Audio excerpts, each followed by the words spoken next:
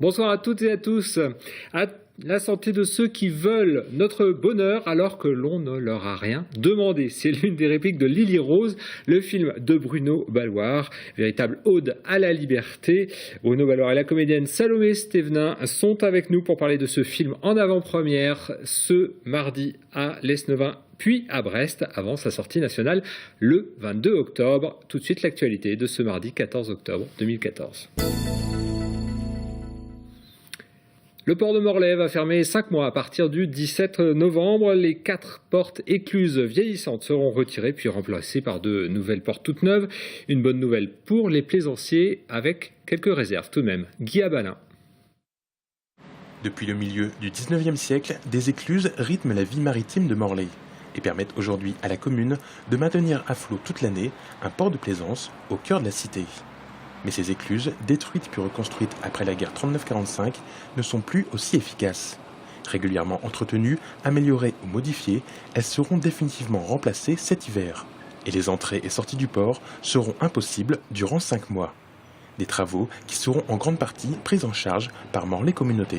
C'est des travaux qui vont démarrer à la mi-novembre, qui vont se poursuivre jusqu'à la fin avril. On est sur 2 600 000 € de travaux. Il y a quand même des équipements qui subissent des pressions très très importantes, avec des mouvements d'eau. Donc elles ont beau avoir une grande résistance, il y a de l'usure et c'est le cas aujourd'hui. Donc les portes sont détériorées, surtout dans leur partie basse. Gisèle et Marcel sont tous deux élus au conseil du port et forcément ils voient d'un bon œil le remplacement des 4 portes d'écluses dont les fuites avaient provoqué en 2006 le blocage du port. Mais selon eux, ce ne doit être qu'une étape, car le plus problématique reste l'envasement récurrent du bassin, comme le montrent ces photos prises par le couple la semaine dernière. Parce qu'au profit d'une descente du niveau du bassin, on s'est rendu compte qu'il y avait un mélange de gravillons, de sable et de verre sur une épaisseur quand même assez importante à mon avis. Pour pouvoir accueillir le festival maritime Terre et Mer en 2015, Morlaix Communauté a déjà acté de nouveaux travaux de désenvasement pour une somme de plus de 700 000 €. D'autres solutions, plus durables mais aussi beaucoup plus coûteuses, sont à l'étude.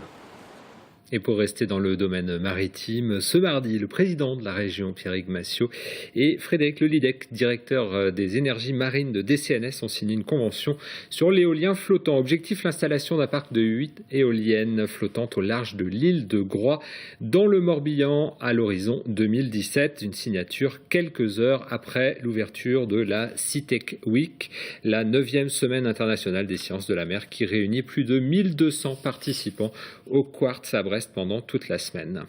Et la semaine du goût permet d'éduquer son palais, elle permet aussi de faire un peu d'histoire. Ce mardi au château de Kerjean à Saint-Vouguet, une quarantaine d'écoliers a pu découvrir les recettes de la Renaissance. Les jeunes chefs ont même pu les tester, ces recettes, le tout devant l'objectif de Sophie Lecroisier. Fais une petite crouste et par-dedans mettra 2 roux d'œufs bien battus. Une recette rédigée en vieux français, à décrypter bien sûr avant de déguster quelques plats.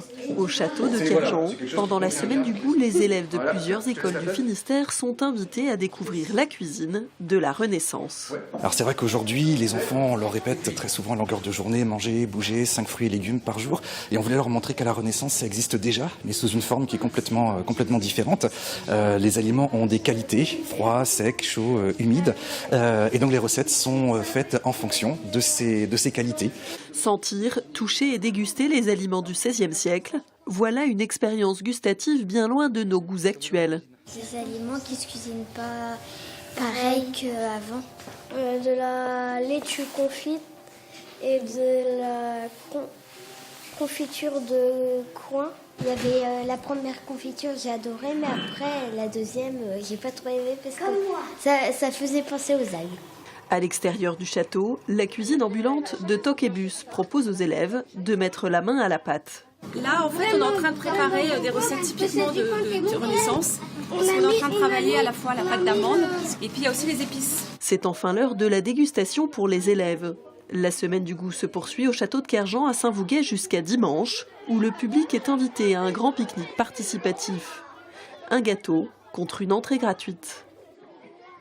Après l'art culinaire, le 7e art, le cinéma et Lily Rose, le film de Bruno Balloir, avec entre autres Salomé Stévenin, nos invités. Bonjour.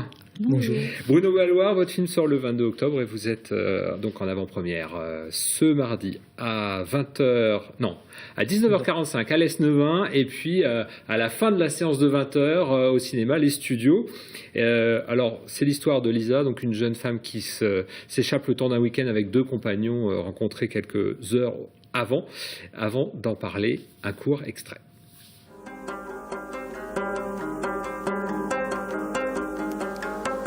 Voilà, nous avons l'autre con, là. Lisa! On va faire un tour. Je sais pas où ça. On va rouler, on verra bien.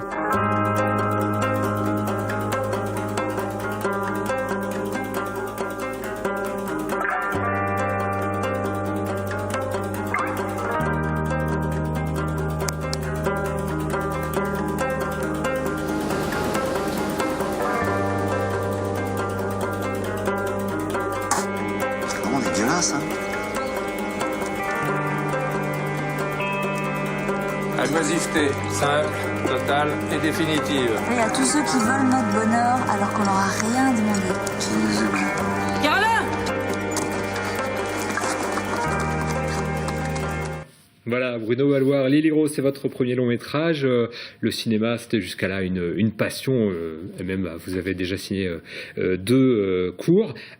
Cette aventure sur fond de liberté, c'était aussi votre liberté de créer, de vous exprimer. Ouais, on peut dire ça comme ça, oui. Enfin, la liberté, c'est quelque chose qui me tient extrêmement à cœur. Je pense comme tout le monde, j'ai l'impression. Et je pense qu'il faut parfois se ménager des plages hors le temps, hors la vie, la cellule familiale, hors le travail, c'est-à-dire prendre des chemins de travers. Sans mauvais jeu de mots, les plages, puisque certains téléspectateurs ont dû les reconnaître, les plages de Brignogan. Vous avez tourné dans ce décor de la côte nord du Finistère. C'était particulièrement, le paysage collait particulièrement à l'histoire et au thème principal qui est évidemment le côté sauvage de la côte des légendes, c'est ça, ouais. J'y prêtais énormément, c'était vraiment ce qu'il nous fallait pour le film. On est très heureux d'avoir pu tourner là, ouais. D'ailleurs vous allez faire une petite escapade à Brignogan a priori. Bon, on va essayer de... Salomé, vous avez prévu d'aller à Brignogan. Moi j'y vais demain matin, oui, c'est sûr. Vous avez particulièrement aimé l'endroit. Lily Rose, c'est vraiment un film sur la liberté. Salomé, vous incarnez Lisa, donc jeune femme qui va se marier, qui a un avenir prometteur, puis qui finalement est assaillie par le doute d'un coup. C'est cette situation qui vous a séduite particulièrement dans le scénario ? Ce qui m'a séduit, c'est le courage qu'elle a à un moment, grâce à la rencontre de ces 2 jeunes garçons. C'est qu'elle va changer de cap, elle va aller décider de vivre une vie qui lui ressemble plus, tout simplement. Et c'est très dur en fait. Et heureusement qu'il y a ces 2 garçons qui lui permettent de prendre ce chemin. Et elle reviendra pas dans sa vie d'avant, on espère, ou je sais pas. On sait pas. Chacun. Non, mais c'est des questions qu'on peut tous se poser chaque jour, et ça me touche beaucoup qu'un homme aussi, dans ce scénario, en parle. Et j'ai trouvé le scénario très fin et vraiment soulignant la difficulté que c'est d'être libre, quoi. C'est pas la liberté, on est jeune, on part à la mer. Non, c'est beaucoup plus profond et ça se construit et voilà. Bruno, vous avez joué vous avez dirigé Bruno Calfon et Mehdi Déby sur ce film, qui sont les partenaires de Salomé Stévenin dans le film.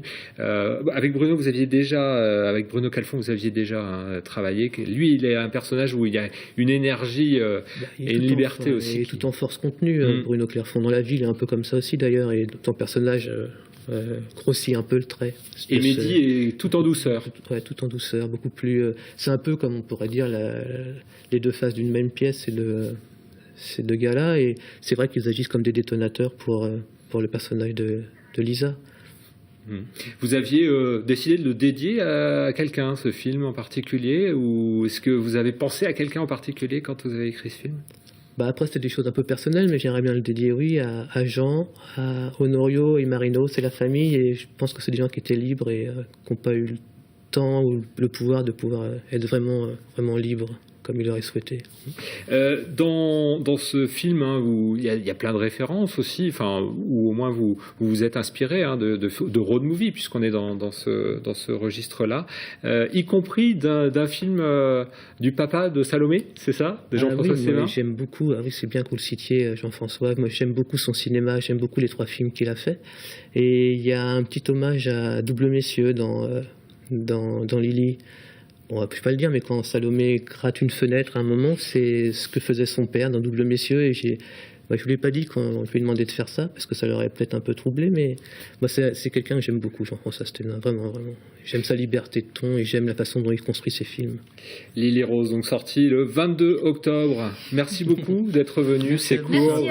Et bonne soirée à la rencontre du public finistérien. Pour notre part, on se retrouve demain à 18h30 pour un nouveau point sur l'information locale et régionale. Bonne soirée à vous.